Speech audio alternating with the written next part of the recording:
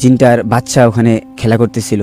তো উনি যাওয়ার কারণে হচ্ছে ওটা মানে সাথে একটা কলসি ছিল গ্রামের, তো কলসির ভিতরে পানি নিয়েছিল। তো ওই ওই কলসির ভিতরে ওই জিনটা ঢুকে নাকি মারা গেছে, ওই জিনের মেয়েটা। তারপর এই জন্য আর কি ওর প্রতিশোধ নেবে। আর উনি বলতেছে যে না, আমি ওকে ছাড়বো না, ও আমার মেয়েকে মেরে ফেলছে, আমি ওর মেয়েকে মেরে ফেলবো।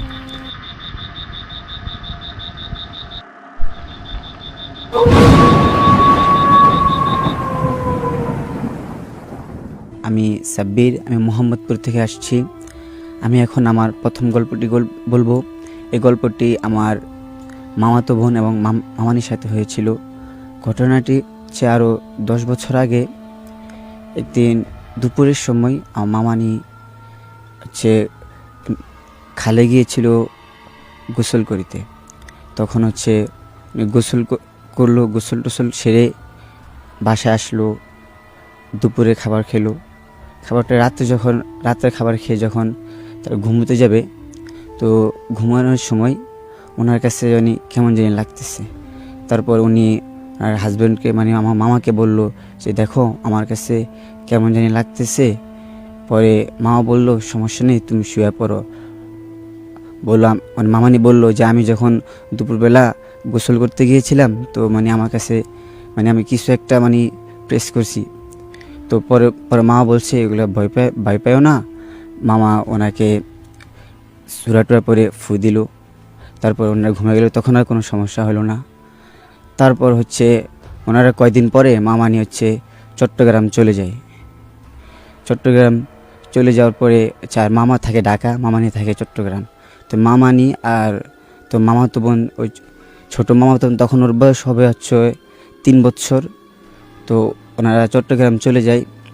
চট্টগ্রাম চলে যাওয়ার পরে হচ্ছে মাঝে মধ্যে মামানিকে মানে কিছু এই আসর করতো। মানে ওনাকে আয়সা বলতো যে তুই আমার মেয়েকে মেরে ফেলছিস, তোকে আমি ছাড়বো না, তোকে আমি পাইলে মেরে ফেলবো যদি সুযোগ মতো পাই। তো তখন তো মাঝে মধ্যে এগুলো হলে তো এই যে মামানির ভন্টন আছে, তো ওরা হচ্ছে ওনাদেরকে মানে খনকারের কাছে নিয়ে গেছিলো। তারপরে উনি ঝাড়ফুঁক দিয়ে কিছু তাবিজ দিয়েছিল তার কাছে রাখতে। পরে তাবিজ রাখছে, তো তখন কোনো সমস্যা হয়নি। তো এভাবে চলতেছিল। মাঝে মধ্যে সমস্যা করতো, ওগুলো বেশি সমস্যা করতো না। তারপর এই কোরবানি ঈদে তো ওনারা গ্রামে বেড়াতে আসছে। বেড়াতে আসার পর তার সাথে আবার সে আগের মতো ঘটনা, মানে ওগুলো আইসা ওনাকে জ্বালাইতেছে, তুই এখন গ্রামে আসছিস, তোকে এখন পাইছি, তোরা এখন মেরে ফেলবো। তো একদিন দুপুরবেলা তিনি গোসল করতে গিয়েছিল ওই পুকুরটাতেই, ওই খালটাতেই গোসল করতে গিয়েছিল। গোসল করতে গিয়া গোসল করার পর আসার পর হচ্ছে এটা হচ্ছে ঈদের দ্বিতীয় দিন। তো পরে আসার পরে তারপর ওরা বাড়িতে গেছে। তো হয়েছে কি, আমি রাত্রেবেলা শুয়ে রয়েছি, আমি আমার বোনের বাড়ি গিয়েছিলাম। পরে সেখান থেকে শুয়ে রয়েছি। তো আমার একটা চাচাতো ভাই এসে আমাকে বলতেছে যে চল নানা বাড়ি চল, ওই বাড়িতে হচ্ছে মামানিরে ওগুলা আসর করছে। ও হাফেজ, মানে ও কিছু জানে, তো আমিও কিছু জানি। যেন আমরা দুজন গেলাম। যাওয়ার পর হচ্ছে আমরা দেখতেছি যে ওনার চেহারা বিব্রত হয়ে গেছে। মানে তারপর হচ্ছে আমি আর ও গিয়া সূরা ইয়াসিন পড়তেছিলাম। তারপর ওগুলো বারবার ওনাকে ডিস্টার্ব করতেছে। পরে আমি ওকে জিজ্ঞেস করছিলাম যে তোমার কি সমস্যা, তুমি ওকে ডিস্টার্ব করছো কেন, ও তো তোমার কোনো ক্ষতি করে নেই। পরে ও বলতেছে না, ও আমার অনেক বড় ক্ষতি করে ফেলছে, ও আমার মেয়েকে মেরে ফেলছে। আসলে হয়েছে কি, মানে বলতেছে যে ওনারা যখন গোসল করতে গিয়েছিল আরও 10 বছর আগে, তখন ওই সময় ওই জিনটার বাচ্চা ওখানে খেলা করতেছিল। তো উনি যাওয়ার কারণে হচ্ছে ওটা মানে সাথে একটা কলসি ছিল গ্রামের, তো কলসির ভিতরে পানি নিয়েছিল। তো ওই ওই কলসির ভিতরে ওই জিনটা ঢুকে নাকি মারা গেছে, ওই জিনের মেয়েটা। তারপর এই জন্য আর কি ওর ওর প্রতিশোধ নেবে। আর উনি বলতেছে যে না, ও বলতেছে যে না, আমি ওকে ছাড়বো না, ও আমার মেয়েকে মেরে ফেলছে, আমি ওর মেয়েকে মেরে ফেলবো। তো ভাইয়া আমি যখন আমরা ওর সাথে কথা বললাম, তারপর ওর সাথে কথা বললাম, ও বলল যে আমি ওকে ছাড়বো না। আমরা বললাম দেখো ওটা তো ওর দোষ নেই, ও তো ইচ্ছা করে করে নাই, না ও ইচ্ছা করে করছে। তারপর আমরা যখন সূরা ইয়াসিন পড়তেছিলাম, পড়তে পড়তে হঠাৎ হচ্ছে মানে ওটাও ওনার কাছ থেকে চলে যায়। তারপরে আমি এখন উনি বলতেছে যে ওই মামানি যখন জ্ঞান ফিরে আসছে, তো উনি বলতেছে যে কি হয়েছে মানে। পরে আমি বলে কোনো সমস্যা নেই, আপনি দেখি সূরা ফাতিহা পড়েন। তারপর হচ্ছে উনি সূরা ফাতিহা পড়ছে। সূরা ফাতিহার পড়ার পর আবার ওনার সাথে ওলা হয়েছে, ওনার সাথে হয়েছে। পরে আমরা সাথে বসে আছি, সাথে আমার মামাতো বোনটাও। তো এখন আবার ওর মামাতো বোনের সাথেও ওলা মামাতো বোনও আসর করছে, মানে মামানির কাছে যেটা আর মামাতো বোনের কাছে যেটা, ওটা আরও বেশি শক্তিশালী। তো পরে আমরা দুজন সূরা ইয়াসিন পড়তেছিলাম। তারপর আমি মামাতো বোনের সাথে যেটা আসছে ওটার সাথে আমি জিজ্ঞেস করলাম যে তুমি দেখো বোন, তুমি ওকে মাফ করে দাও। তো ও বলতেছে দেখ ভাইয়া, তুমি আমাকে মাফ করে দাও, আমি তোমার এই কথাটা রাখতে পারলাম না, আমি ওকে মেরে ফেলবো। তারপর কিছুক্ষণ পরে হচ্ছে পাশের বাড়িতে একজন মানে আন্টি ছিল, তো উনি হচ্ছে এই জিন ভূত এগুলা মানে ছায়াতে পারে কবিরাজ।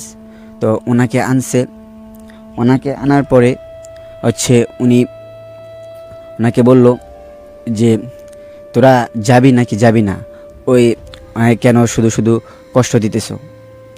পরে বলতেছে আমি যাব না, ও আমার অনেক বড় ক্ষতি করে ফেলছে, আমার মেয়েকে মেরে ফেলছে, আমি ওর মেয়েকে মেরেই যাব। তুই তোর মেয়েকে মারতে পারবি না, আমি এখন তোকে বোতলে ভরে ফেলবো। বলবে তুই আমাকে কিছু করতে পারবি না। তারপর হচ্ছে উনি দোয়া কালমা পড়লো। পড়ার পর মানে ওনা যাইতেছে না, একবার মানে বলতেছে যে আমি চলে গেছি এই বলে চলে গেছি। কিছুক্ষণ জ্ঞানটা ফিরে আসে, আবার আগের মতো আসর করে, মানে এমন অনেকবার হইতেছিল। তারপর ওই আন্টি বলতেছে যে তুই কি মজা করিস ওর সাথে, ওকে তুই ছেড়ে দে, অন্যথায় হচ্ছে তোকে আমি মেরে বোতলে ভরে ফেলবো। তারপর ওনারা বলতেছে যে ওই জিনটা বলতেছে যে না আমি ছাড়বো না। পরে উনি অনেক দোয়া কালমা পড়ার পর চাপ দেওয়ার পরে তারপর হচ্ছে যে ঠিক আছে আমি যাব বলে পরে বলছে মানে পরে বলতেছে যে তুই কি নিয়ে আমাকে একটা ঝাড়ু দে। পরে ওর মুখে ঝাড়ু দিয়া মানে হচ্ছে 10 হাত বা 20 হাত দূরে গেছে। যাওয়ার পর মানে ও জ্ঞান ফিরা মাটিতে পড়ে গেছে, মানে উঠানের ভিতরে পড়ে গেছে। উঠানের ভিতরে পড়ে যাওয়ার পর তারপর ওনার ঘরে নিয়ে আসা হয় মামাতো বোনটাকে। ঘরে নিয়ে আসার পর মামাতো বোন হচ্ছে ঘরে নিয়ে আসার পর কিছুক্ষণ পরে আবার আসর করে, মামাতো বোনকে আবার আসর করে। তারপর এবার কি উনি তো আরও ভালো করে করতেছে না, তুই ওকে ডিস্টার্ব করতেছিস, ওকে তুই ছেড়ে দে, আমি অন্যথায় তোরে ভরে ফেলবো বোতলে। পরে ওই জিনটা বলতেছে আমি ওকে ছাড়বো না, তুই যদি আমাকে ভরে ফেলিস তাহলে আমার বন্ধুরা ওর মেয়েকে মেরে ফেলবে। তারপর ওই আন্টি বলতেছে ওকে কিছুই করতে পারবি না, তোরা ওকে কিছুই করতে পারবি না, আমি তো ও সবাইকে বোতলে ভরে ফেলবো। তারপর হচ্ছে ওনাকে উনি আরও ঝাড়ফুঁক দেওয়ার পর উনি চলে যায়, মামানির কাছ থেকে চলে যায়। আর হচ্ছে এখন মামাতো বোনের কাছে চলে যায় না, মানে একবার যায় তারপর হচ্ছে আবার রিয়াকশন করে, একবার যায় আবার রিয়াকশন করে।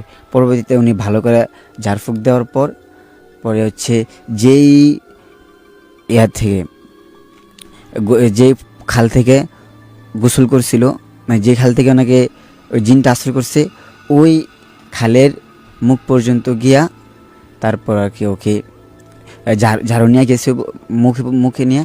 ওখানে যাওয়ার পর জ্ঞান ফিরে আসছে। তারপর হচ্ছে উনি পরবর্তীকালে মানে পরের দিন আর কি তাবিজ দিয়েছে। দেওয়ার পর হচ্ছে ওনারা চট্টগ্রাম চলে গেছে, আর হচ্ছে এই সমস্যা হয় নাই। এটা ছিল আমার প্রথম গল্প।